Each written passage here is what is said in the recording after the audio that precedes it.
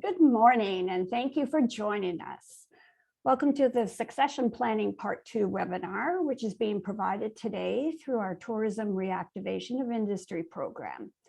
This program enables Tyans to provide support for industry through programs and webinars, such as this one, and is made possible through support from Tourism Nova Scotia. My name is Lynn McDonough-Hughes with Tyans, and I am pleased to introduce this morning's session. We'd like to begin by acknowledging the traditional and unceded lands of the Mi'kmaq First Nation. We do this to reaffirm our commitment to improving our understanding of local Indigenous peoples and their cultures. Today's topic, how to sell your business without paying income tax, is about succession planning and follows up on one that Tourism Nova Scotia provided late last year. This webinar will cover the ins and outs you need to know before you sell your business. What does that look like from a taxation perspective? What do you need to know that you haven't planned for? Debi will cover these and similar questions during this morning's webinar. Our presenter today is Debi Peverill. She has been a working accountant since 1978, yet maintains a sense of humor. She's established Peverill and Associates in 1988, and in 2013, she created the Painless Financial Training Group Incorporated to offer people the financial information they need to stay out of trouble and make more money. So welcome, everyone.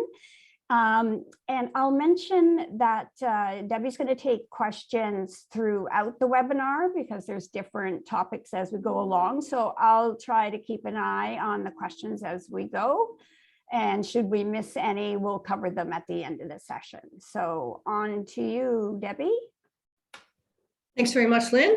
I'm happy to be here to talk about succession planning. It is one of my favorite things to try to help the business owners that I'm either dealing with as their accountant or when I'm teaching, figure out how to sell their business and hold on to the money. So basically, succession planning covers a number of different things. We could talk about it forever, but what we're going to talk about today basically is going to be, when it's a business owner planning to sell their business. So we're not going to talk about transition of employees in the business or training people to become the president or any of that stuff. I'm talking about selling the business. And it could, of course, sell to family members or sell to your employees. I generally am not a fan of that because if you're trying to sell to your kids, your kids don't have any money. You're going to be tied to that business forever. And pretty much the same thing with employees. So this would be as good a time as any for me to say that the views expressed on this call by myself are my views and not the views of Tyans or anyone who funds them. Of course, planning is key, which is why I hope that I'm talking to you before you're actually ready to sell your business, because there are things that we need to do to maximize the value of the business and to figure out how to sell it and hold on to all the money, avoiding income tax. So today's agenda is two main topics: how to value your business, so you can figure out if you're years away from making that sale, how to get your business to the point where other people are going to want to buy it. And we're going to look at the tax implications of making that sale. So before I get too deep into that, so a few things that I'm, want you to, I guess, understand about the succession process. And generally, even still, there are more businesses for sale than there are buyers.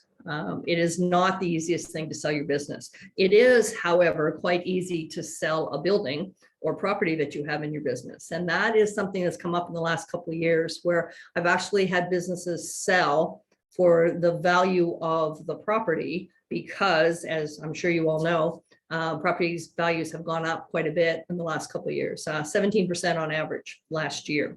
So the value of your business, if you own property, has probably increased quite a bit in the last couple of years. Most business owners think their business is worth more than anybody else thinks it's worth. And what we're going to talk about here is the reason for this is something called personal goodwill. If you are running a business and it's a small business, there's only a few people involved, then you as the business owner are probably a big piece of that value. and you are not for sale when the business is sold. So this means that a business is often worth more to the current business owner than it is to a buyer, because the current business owner is operating it themselves and they're the ones who are providing the value.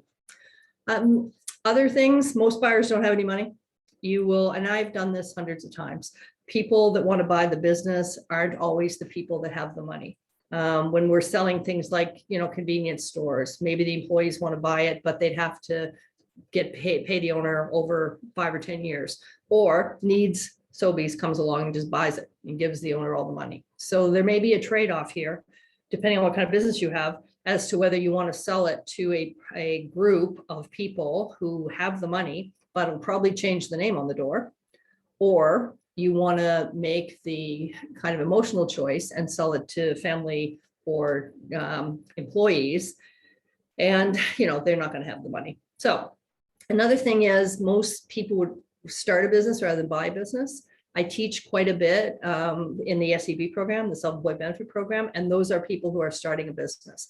And probably less than 10% of the people in that program have bought an existing business and are now operating it. Mostly they're starting it from scratch. Another problem is financing Goodwill.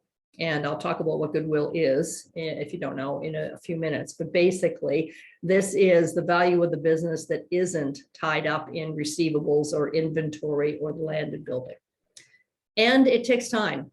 If you want to sell your business, by the end of January, that's only a few days, you're not going to get a good price for it. If you want to sell it by the end of December, then you can wait for the right buyer to come along, and you can probably get the full price for that. Okay, so that's the bad news. I'm going to talk first about valuation, of course. Okay. And sorry, my slides are doing weird things here. I think I said this, but just in case, business owners are obviously fans of their own business. So, I have talked to business owners for decades. And, let me give you my standard example. I had an electrician client who asked me a few years ago what I thought his business was worth. And I said nothing. And he was irritated by this, because what he said was, well, I make good money. And he was making over 100 grand a year. I have good clients. My clients love me, blah, blah, blah. And I said, well, listen to yourself. You're talking about I. And the business, if it's just you, your value to the business can't be sold. It's what we call personal goodwill. So if that electrician wants to sell his business, he is going to not be working in the business anymore. So a chunk of the value goes away. So this applies to any one-person business.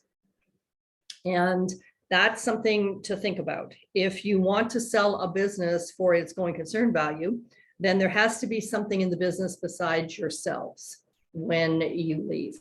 Okay, so something to ponder as we go through, because what it really means is that the business may be worth more to the current owner than it is to anybody else.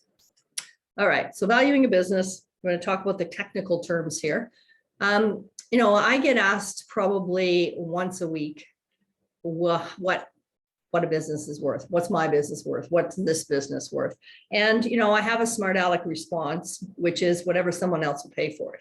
And yes, that's a, casual, maybe smart aleck remark, but it's also true. If you've ever sold a car or a house or anything, you know that there's some negotiation involved, and you're going to establish that value of whatever it is you're selling by selling it to someone else, independent of you. Whatever they're willing to pay for it, that is what it's worth. And that's, what Canada Revenue Agency looks like as well. When you sell something to someone who's not related to you at a price, that becomes the fair value. So we do have some concerns, maybe too strong a word, but you have to find the right buyer, excuse me, in order to make sure that you're going to get the full price for it. Okay. Personal goodwill, I've talked about. Life cycle of a business. I had clients who made a lot of money in the video rental business. Not yesterday, obviously.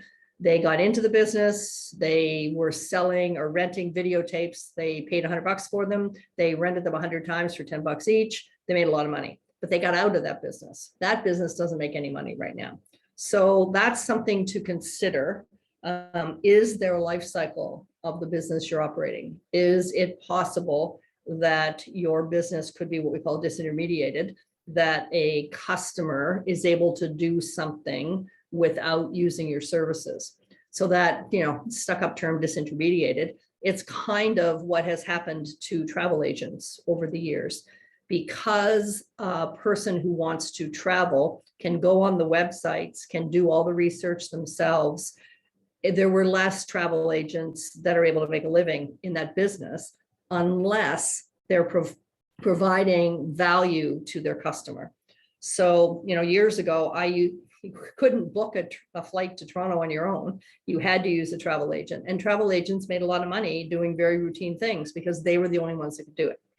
Now, that's obviously not the case. So the travel agents that are still making money are the ones that are doing things for clients that the clients can't do themselves. And this is very general advice, but if you think about what you provide to your customer, if there's a way that customer can get that for themselves without going through you, then is there a risk that your business loses value? And the flip side of that to think about is, how do you make sure that you're always providing value to your customers in order to maintain the value of your business? So there's two official fancy stuck up ways of valuing a business. One of them is called the liquidation method, which is basically selling a business for parts. What could we get for this business if we sold the building, if we sold the receivables, if we sold the inventory? What would we get? That means that you don't have to sell it as a business. You're selling it as the parts that make up the business, the assets. So that's a different number often than the going concern value. So selling a business as a going concern means that the person who buys the business buys it to operate, which means that they are probably willing to pay for some goodwill. They're willing to pay for names and intellectual property and that type of thing. So I'm going to talk about both. There's going to be some numbers involved here because, of course, we are figuring out something that is a number. So there's two basic ways that we do a going concern valuation. We look at the assets in the business. So assets are things like the building, the receivables, the inventory, the money in the bank, that type of thing. And there's another way of looking at it, which is how much money does the business make? So when you're looking at valuing a business based on the assets, you're kind of like, well, what am I getting if I buy the business? What would I have? And when you're valuing a business based on earnings, you're looking at, well, what could I make if I bought this business? So it's two different ways. And I can tell you, I'm not a chartered business valuator, but I do kind of basic valuations for my clients and others. Very quick and dirty, where we value the assets. We look at the earnings, we look at the liquidation value, and I take an average and come up with a number. If you want a business to be officially valued, then you have to pay an appraiser or a valuator.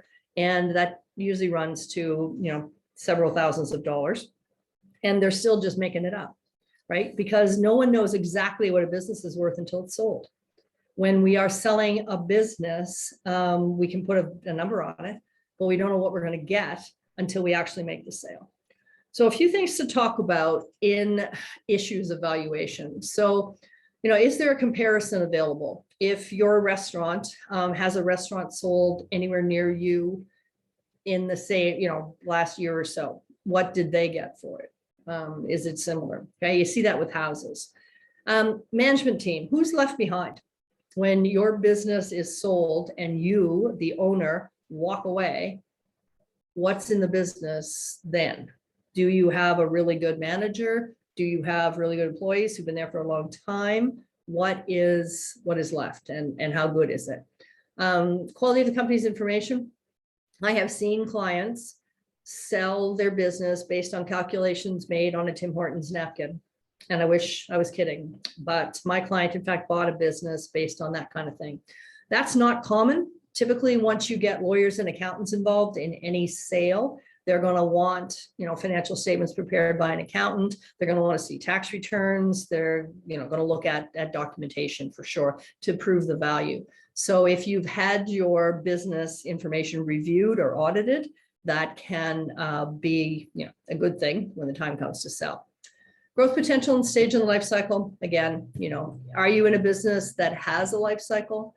Is your technology up to date? Are you doing things where the owner could expect that that type of thing will continue to happen?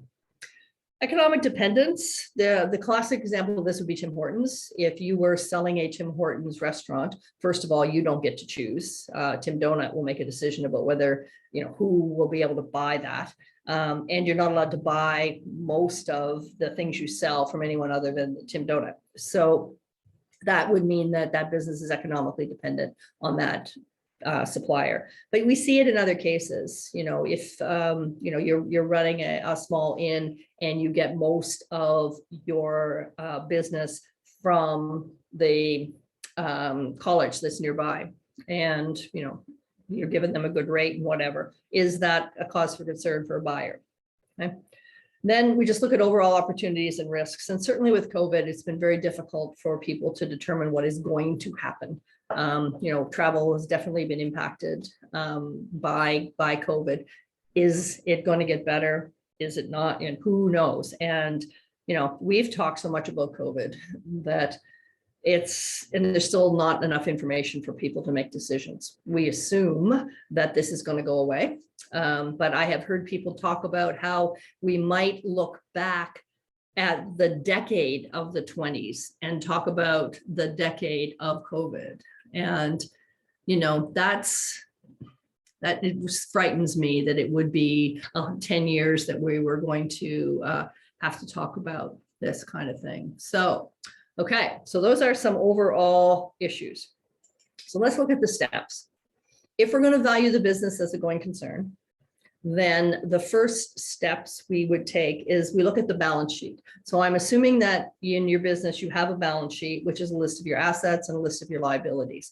But the thing about accountants are that there's bunches of assets that we will not put on your balance sheet. And one of them is goodwill or intellectual property. That type of thing, it isn't going to be on your balance sheet unless you have purchased it. And that means that you can't just look at a balance sheet and say, here's the value of the business, because the balance sheet is at cost and you're selling the value. So think about a business that had a building on their balance sheet for the last 10 years. Well, that building's worth a whole lot more money than it was worth 10 years ago. But every year on the balance sheet, it goes down in value because we're depreciating it. Okay, so we're going to look at the balance sheet first. We're going to put a value on everything we see there, on the building, on the receivables, on the inventory, on the equipment, all that stuff. Then we're going to think, well, what else is there on the, that's not on the balance sheet that would qualify as an asset? Okay, so that would be our goodwill, our intellectual property, maybe a phone number, a website, that type of thing. And I have a list of those actually that's coming up down the road. So we'll look at that. Then we're going to figure out the liabilities, and the liabilities are on the balance sheet. You got a mortgage, you've got a term loan, you owe HST, that type of thing. But there also may be some other liabilities. Do you have severance pay? That if you sold the business, you would have to pay out some employees who have been with you for a long time and will need to be compensated. I see your face appearing, Lynn. Are you about to ask me something? Yep, we have a question. Somebody has said, we have encountered instances where a person, hold on a second, my mouse has died. There we go. Where a person has purchased a property where there was a bed and breakfast before and has not gone through the process of transferring the business name. So it gets complicated when they want to operate the business under the same name. It sounds like in this instance, they may have purchased just the property asset and not the actual business. Can you speak to this? Mm-hmm. Yes, and bed and breakfast or any home-based business, of course, have their own challenges. If the business wasn't incorporated, and very likely it wasn't, the B&B person who operated it likely operated it as a proprietorship and took deductions for part of the house that was under their own personal name.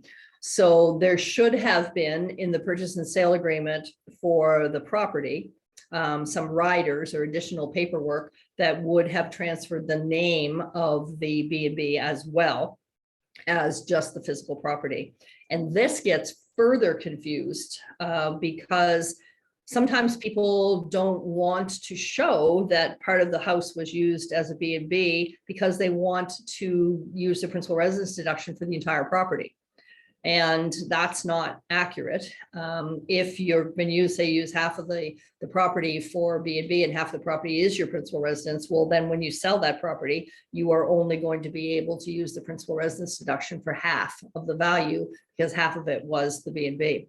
So I guess my long drawn out answer to that, the short answer would be if you are transferring both the property and the business with the B&B, you need to be comfortable. Well, the paperwork has to also transfer the name if you want to continue to use the name of that B&B, and that should add to the value of the property, of course. Hope that helps. If not, let me know. Okay, so the last step of our going concern, we've got the assets on the balance sheet, we got the assets not on the balance sheet, we have figured out the liabilities. The difference, of course, the value difference is between the assets and liabilities. So we add up the assets, subtract the liabilities, and here's one value that we have for the business. And there's a couple of things that I would speak to around valuing the things on your balance sheet. One of them is accounts receivable. Do you have customers who owe you money? And that may not be the case in your operation, in which case you don't have to worry about that. But some businesses definitely have a lot of receivables, the customers that owe them money. Are these receivables collectible? Are all the receivables owing from one kind of, one group of person or one person, in which case that makes it less likely that there's more risk there. If one person owes a bunch of money, well, that one person, if they don't pay, that could be a concern, obviously, for the value. So we would typically have a list. So when you want to sell your business, if you've got receivables, you need to make a list of these receivables, and then you can put a value on them. So this one, it's a sample, but there's a few people out here in the over 60 days. And if I was the accountant for the buyer of this business, I'm not paying for anything that's over here in the 90 or over 90 days, because that receivable is too old. That may not apply to you, but if you do have receivables, then if you want to increase the value of your business, you got to make sure those receivables are collectible. Inventory is a much worse problem. With receivables, we have a list of how old they are. With inventory, you don't tend to have a list of how good the inventory, how old it is. So there has to be an inventory count done at the time of that the sale takes place. And sometimes this is a big deal where, I have gone to many of these inventory counts where I'm representing either the seller or the buyer. And there's another accountant there who's representing, whoever the opposite is. If I'm the buyer, they're the seller. And we're looking at every item in inventory, how many there are, what we think the likelihood is that this is good stuff to sell. And we're making a decision kind of line by line what the value is. So, you don't have to do that until the actual time comes to sell the business. But things to keep in mind is, do you have stuff in inventory that you can't sell? And your own accountant will be asking you not to do that, because if it's in inventory and you can't sell it, then you should write it off and get the deduction. Okay. So obsolete items, if you're still holding on to things that you haven't sold for a couple of years, get them out of inventory. Do you have too much of something? Did you stock up in anticipation of having, more activity, and then it didn't happen? So you've got a 3-year supply of something that you normally would not have a 3-year supply of. Okay. Stuff that can't be sold. Could it be damaged? Could it be, damaged, broken, whatever? And is there anything you're selling that you're not selling at a profit? And there could be good reasons for this. I have convenience stores that sell some items at a loss because it brings people in, and you might be doing that same thing. That's something we call a loss leader. Okay. So if you have things on purpose to bring people into your place of business that are being sold at a loss, that's fine. But, there has to be a reason. So you need to have a list of your inventory. This is a construction list because it comes from the sample program for Sage, also known as Simply.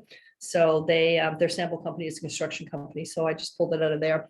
But generally, you look at this and you think, they got a lot of decks, they got a lot of sheds. If it's January, maybe that's not very good inventory, but spring is coming, right? This is what we are told. So that's what you do with your inventory. Fixed assets, accountants have three names for this: fixed assets, capital assets, property, plant, and equipment. These are things like your buildings, your equipment, your land, computers, all that stuff. And there's a number of issues around this. Some of them are really good right now, because I think I said earlier, I've had a couple of clients who have had businesses that the business wouldn't attract much attention, but they were able to sell the building.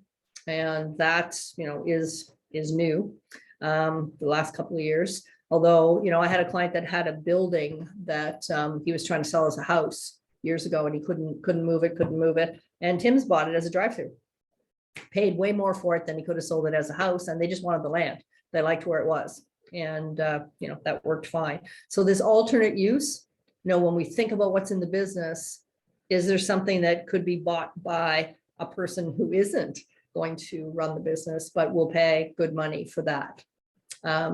Environmental, you've always got to look at that. If you've had any issues, then you're going to have to convince the buyer that you no longer have issues. This is near and dear to my heart, because we had an oil leak in the basement of the building that I own for my business, which I'm currently sitting in. And that happened the end of May. We, I believe our insurance company has spent almost $100,000 fixing it, because that's the amount of coverage I have. We've spent a lot of time on it. And when I go to sell my practice or sell the building, I'm going to have to provide the buyer with all that documentation that it was totally taken care of and there's no longer any issues. So fixed assets, probably the easiest thing to value right now, because there's a strong market. Anything else that isn't on your financial statements? Because remember what I said about accountants earlier, we are not going to let you put something on your balance sheet unless you've paid for it. So what other things could there be? Well, intellectual property, this is something we can do to increase the value of your business. If you've got a manual that would explain to a new owner everything they have to do in order to run your business as successfully as you have, that is worth money, and that is not going to be on your balance sheet. We have built these and we've tested them. We've had people come in that know nothing about your business, but know enough about the business in general to run it, and to see if they could use that manual to, open it up, handle breakfast, do the booking, is there anything that's not in the manual that they have to do? And that can, that turns it into a turnkey business, as they always talk about. That can add real value to your business. Your customer list, depending on what kind of business it is, this is where a lot of the value comes in some professional services. So my accounting practice, my customer list is worth more than anything else on my books. And that's because if another accountant wants to buy my practice, they will pay me 1 times revenue. And we're going to talk about multipliers in a little bit. But if I billed $1 million last year, they will buy my practice for $1 million, because 1 times revenue is the established way of doing that. And my $1 million customer list is not on my books because I didn't buy it. I established this business 33 years ago, and I haven't bought a client, but I have clients. They came, they stay, and I can sell them. So if you've got clients you can sell, there's some value to your business. Trade names, have you, following up on our earlier question, have you registered the trade name? Is it something that you own and therefore can sell? Websites are usually written off. They're not always shown on a balance sheet, but there's some value to those if you run your own, or you're not, you're not just running things through Expedia or Airbnb or what, booking.com, whatever you're doing. If you have your own website, there's some value there. Logos, smaller companies, the logos aren't worth so much, but the Nike swoosh, that little thing. If you put the Nike swoosh on a shirt, the shirt is worth $5 or $10 more than without that swoosh. So that can, make a difference.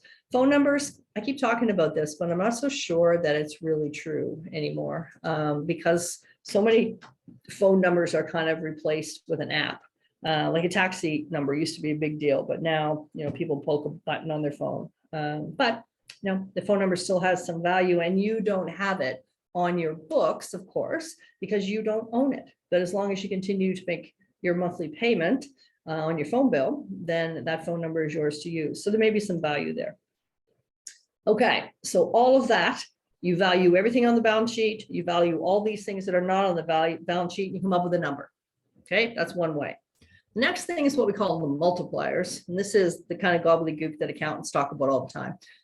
We value a business at a multiple of the adjusted net income. So we multiply by a multiplier to come up with a number. Okay, this is also helpful for businesses that don't have a lot of tangible assets, not a lot of equipment or land or buildings. So I have numbers. So this actually is in that, more details on this is in that book that I mentioned at the beginning, the book, Can Your Business Be Sold, which I wrote a couple of years ago now. So one of the things we have to do if we're going to use a multiplier is we have to make sure that we've normalized your income. So I have clients who make $1 million a year, but they take the $1 million a year out of their business. So they spend all the money they make, their net income every year will be zero. Well, that, or close to zero. Does that mean the business is worth nothing? Well, of course not, right? It's worth lots of money, but the owners take the money out. So you've got to make sure the net income is appropriate. So in this case, this business owner is reporting $150,000 as net income, but they're taking $300,000 out of the business as salary. So that's already been deducted to get to that 150. So I'm going to add that back. I don't think the owner's worth the 300,000, right? That's my decision. I think that I could hire people to do what the owner does for 100 grand, round numbers, obviously. So I'm adjusting their income up by the $200,000 difference between what they're taking and what I think they're worth. And then we get into a little iffier area where, you know, they're running stuff through the business that maybe CRA wouldn't be excited about. The more polite way to put that would be they're running things through the business the new owner probably doesn't have to do. Okay, so some people do a lot of business travel, some people do a lot of business meals, some people run vehicles through their business. You can look at that and say, you know, if you bought my business, you would not have to do this. So I've adjusted that net income up to 425,000 from the 150 they reported. Then we apply the multipliers. So I take the 425. In this case, I think a multiplier of 4 or 6 is appropriate. And this is, you know, accountants being annoying because I could just say 5 and tell them there's the value, but we never do that. We always give a range.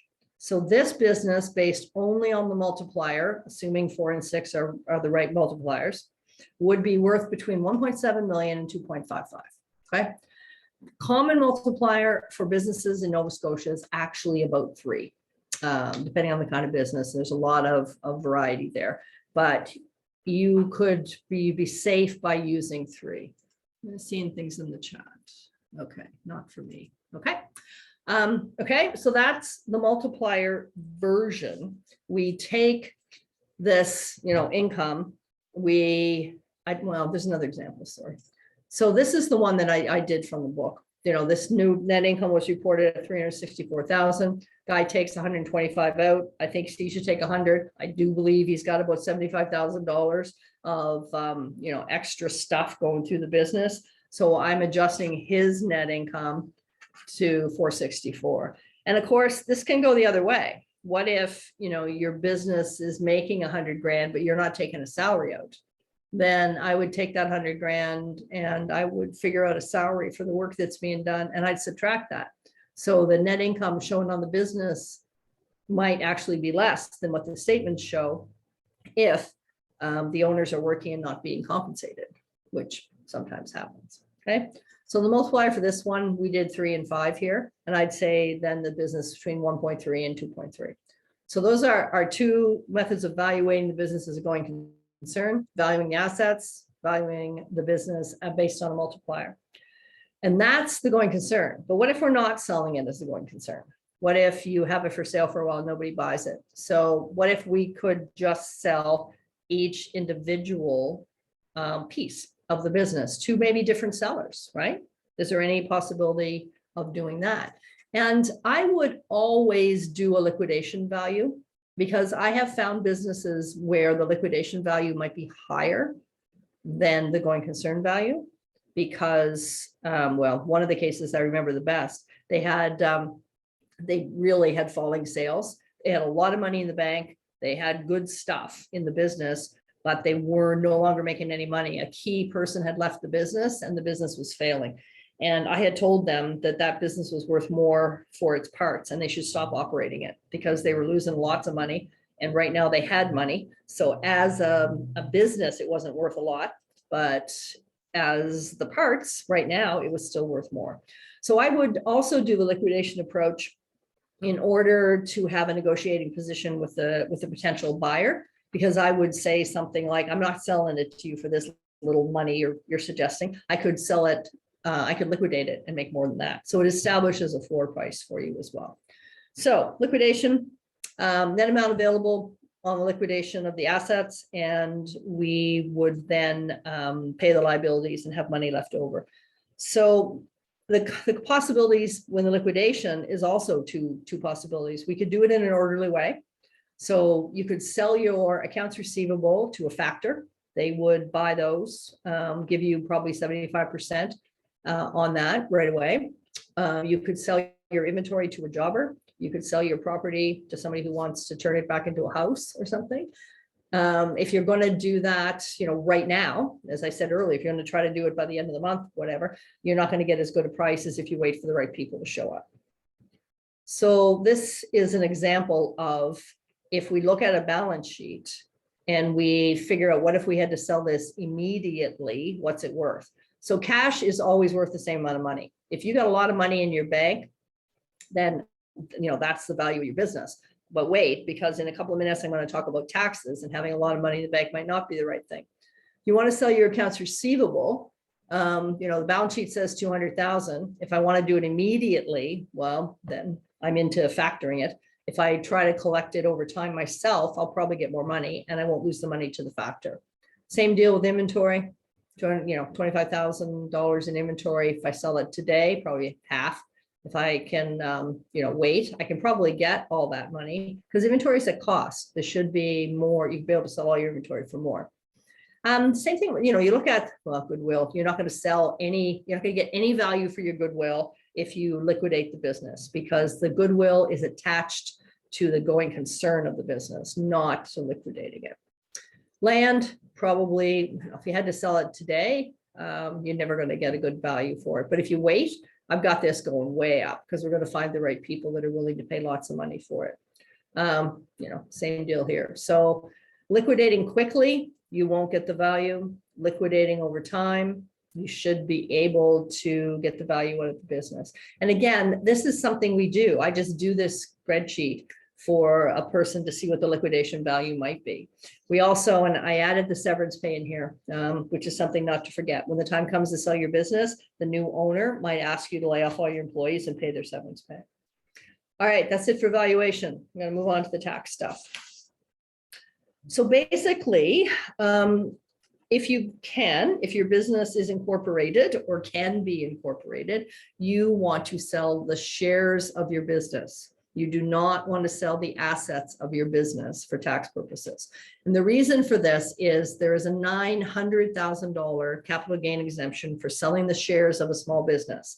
So the 2022 exemption, the number you see here is $913,630. So if I was to sell my practice tomorrow for $1 million, I would only pay tax on $87,000 of that. Because the first $913 is going to be an exemption, provided you meet the criteria, which we're about to talk about. If it's farming or fishing, which I don't know if it is with tourism, you've got $1 million, so you get a little more for that. The other way bigger advantage of selling the shares is you sell the shares, you've sold the business, you just walk away. They're going to do, if they've got your corporation, they're going to run it. They're going to take over your bank account. They're going to do everything. You are done and walk away. When you sell the assets, of course, well, the corporation sells the assets, pays tax on it. You still have the corporation. You then have to pay tax taking the money out of the corporation personally. So if the business is incorporated, odds are you want to sell shares. But of course, you're familiar with Canadian tax law, there are some rules.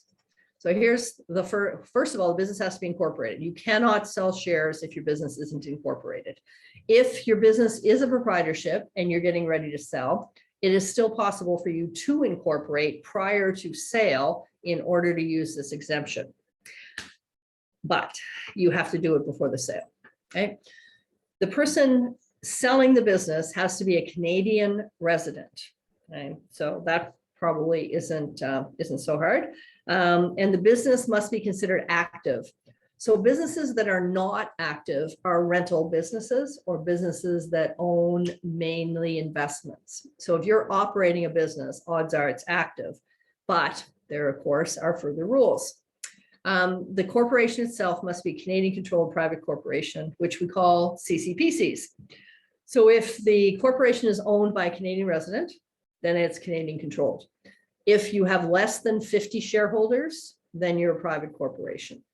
That part's not usually hard to meet, being a CCPC.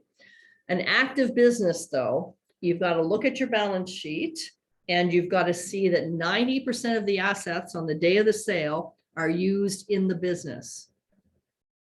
And for the 2 years prior to the sale, at least 50% of the assets in the business are used in the business. So the problem with this is figuring out what are inactive assets usually.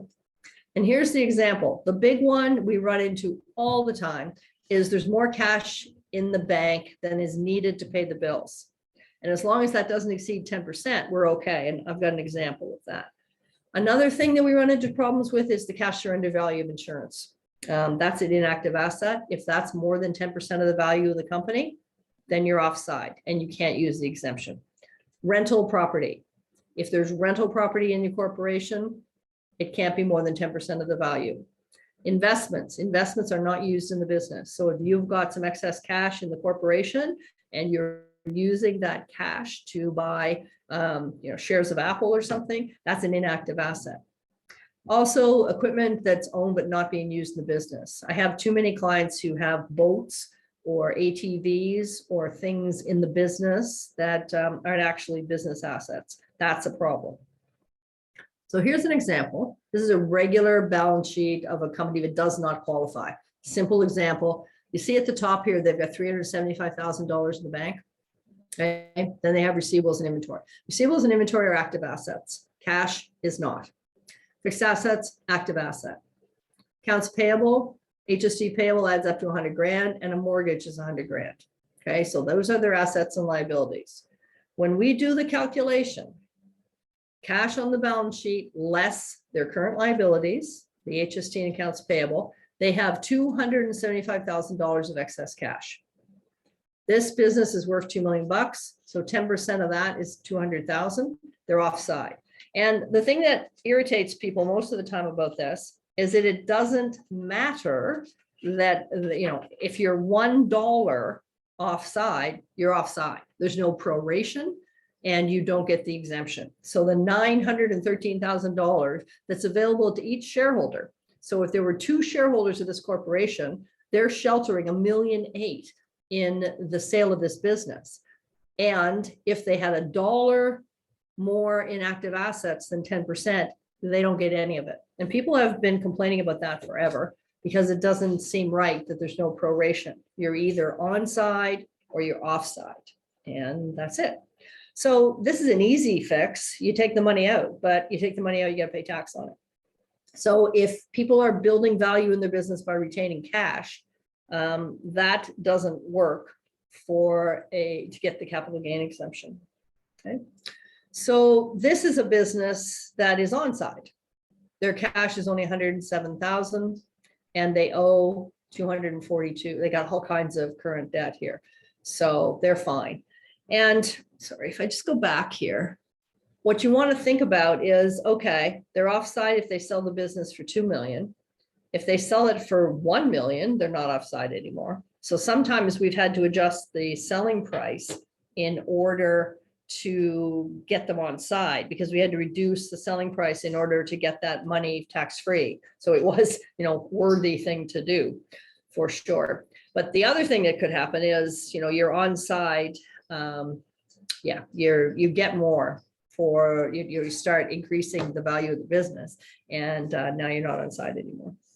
So we would do this calculation certainly before the time of the sale, and then we would do it again on the day of sale. And if we're offside at that point, we would declare some dividends or bonuses and get the money out of there. Okay, so this one works, like I said. So the sale of shares is pretty straightforward. You personally sell the shares of your business. You have the capital gain exemption. You do not pay tax on that money unless you sell it for more than 913,000. And if you do sell it for more than 913,000, you only pay tax on the amount of money over that. So what I've told people for years is this should be on your list of things to do. Create corporation, make it worth more than $900,000, sell it, keep the money, okay?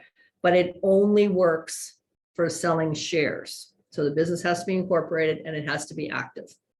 If you're selling assets instead of shares, and that happens. I have a deal right now where the buyer was buying the shares, and then his accountant took a really good look at it and said, no, they're going to buy the assets. And the lawyers are figuring out whether they can change that, but it makes a big difference because the people selling the shares were walking away with the money, and now they're not.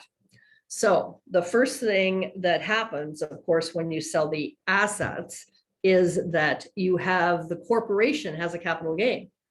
So, everything that's inside of that company, hold on, let me go ahead and then I'll come back to that.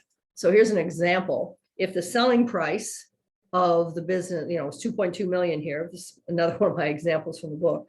And the book value was only 967,000. Well, now they get a gain on the sale, right? So that gain, this $1.2 million, is going to be taxed inside the corporation. And then the money that the shareholders want is going to be taxed when they take it out, right? So first, you've got double taxation, which people think shouldn't happen. But anytime you sell an asset inside a corporation, you're going to have double tax because the corporation has to pay tax on the gain, and then the shareholders have to pay tax when they take the money out. Okay. However, the money that comes out of the business, part of it's a capital gain and part of it can be a capital dividend. So let me look at this again. You see this here, this gain, this $1.2 million. So let's call it, half of this is the full gain. Only half of it's taxable. All capital gains are added to income at 50%, and then the regular tax applies. So only half of that will be taxed to the corporation. The other half can be paid out as a capital dividend to the shareholders tax-free. So that 600,000 will come out to them. Once the tax return's filed, the tax is paid, then the capital dividend can be paid out. So basically the gain on the sale, half of it's taxable in the corporation, the other half is a capital dividend. But you still have a corporation to deal with. You've got to wrap that up yourself. And you're going to pay the liabilities, you've got to deal with the corporation. Whereas the sale of the shares, man, you just walk away. It's done. The new owner has all of the things to worry about. So coming to the end of things here, but I did put a couple things in about unincorporated businesses in case we're dealing with people who have not incorporated. And harder to show the buyers the assets of the balance of the business because most unincorporated businesses don't do a balance sheet. You don't have to file a balance sheet when you file your personal income tax return, so people don't tend to prepare it. There's also some confusion, and we've had the B&B question. If part of the property is the B&B and part of it is personal, well, then the balance sheet for the B&B includes an asset that is attached to another asset. So it's definitely more complicated to explain to people where the value is. And it's obviously less likely to be incorporated. There's always a question about how profitable an unincorporated business is, because once you start making real money, you're going to incorporate. The corporate tax rate in Nova Scotia is under 13% for the first 500 grand you make in a year. The personal tax rate starts at 24%. And if you make a significant amount of money in Nova Scotia, you will be paying 50% tax. So if a business is doing very well, then it's very likely to be incorporated because the owners undoubtedly didn't want to pay tax on a lot of money if they were making a lot of money. And there's no tax savings on the sale of an unincorporated business because it has to be incorporated to use the exemption. All of the income will be personally taxable. If you've got partnerships in an unincorporated business, then the partnerships both have to agree in order to sell, and that can be some contention. It's possible that you might want to get incorporated if it's not incorporated and you're looking to sell. So, but you can sell the shares and avoid the capital gain. Okay, obviously, I said this earlier, your advice should be based on talking to your own lawyers and accountants because every situation is a little bit different, but there is a significant benefit to being incorporated before you sell your business. So, summary of this stuff, selling shares, absolutely the best approach for tax purposes because you can get $900,000 each tax-free. You can sell your business for less if you are selling shares because you're going to get to keep all the money. And we work this out sometimes. The buyer wants to buy assets, the seller wants to sell shares. What would the seller take for the shares to make it equivalent to the money they would keep if they sold the assets? And the thing is, where we're doing is we're cutting CRA out of the equation, because if you sell assets, there's going to be money owed to CRA. If you sell shares, there isn't. So you could take less money on a share sale because you're going to get to keep it all. And of course, you have to be sure your business is going to qualify. You do not want to make a claim for the capital gain exemption and find out that you're obviously you're not entitled to it. All right, this is what I came to talk about. I have talked about it. I know more stuff. I'm open to questions. We've left some left some time here for questions. People had any they wanted to ask me and just have been shy so far. Now's your time.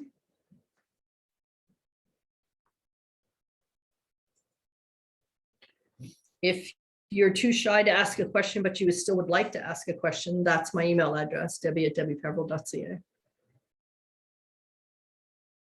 So am I to assume that all that was so perfectly explained, nobody has any questions? Somebody is asking if we will be sharing the slides of the presentation. So certainly.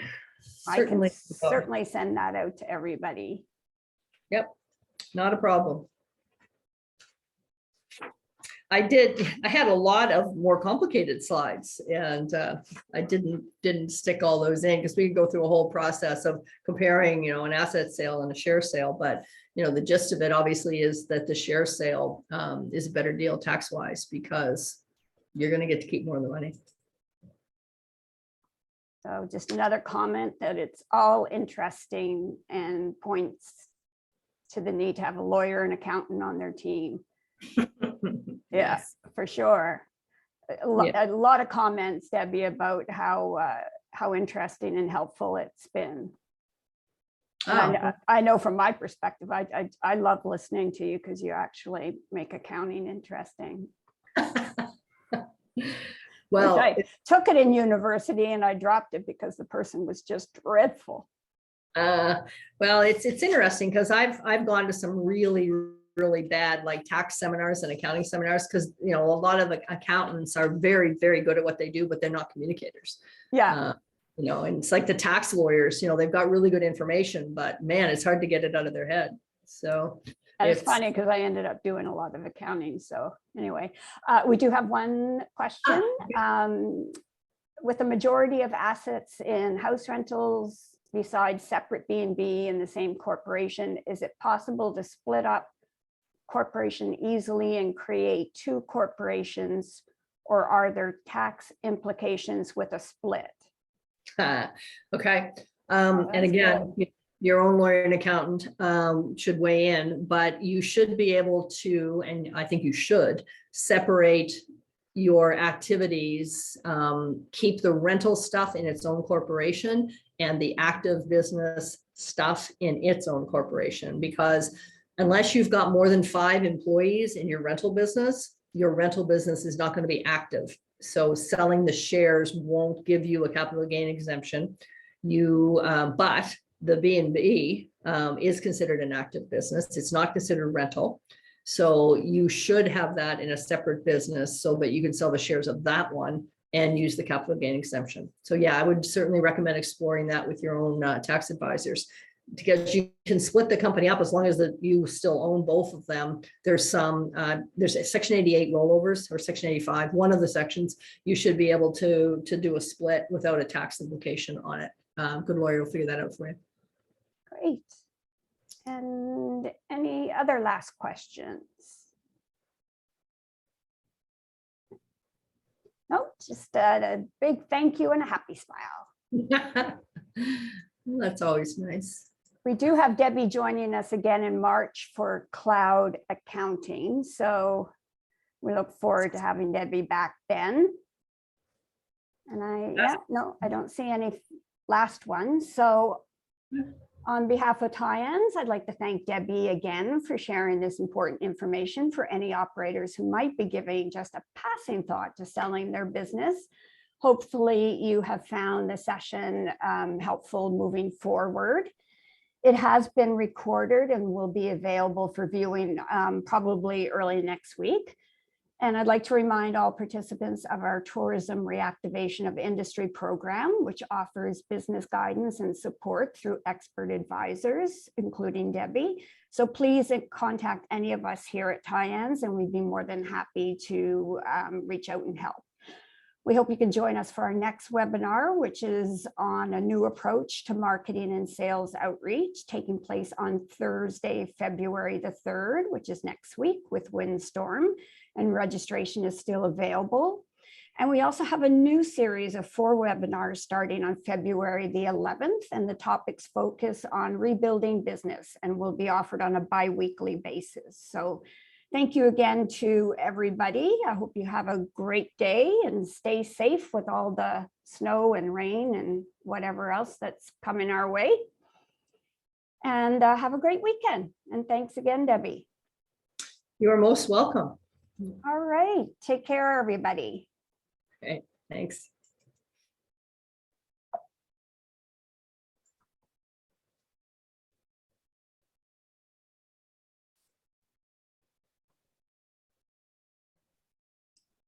Okay, great. All right, another one done. Another one done. We'll see you in March. All right, sounds good, Lynn. Take care. Okay, you too. Bye-bye.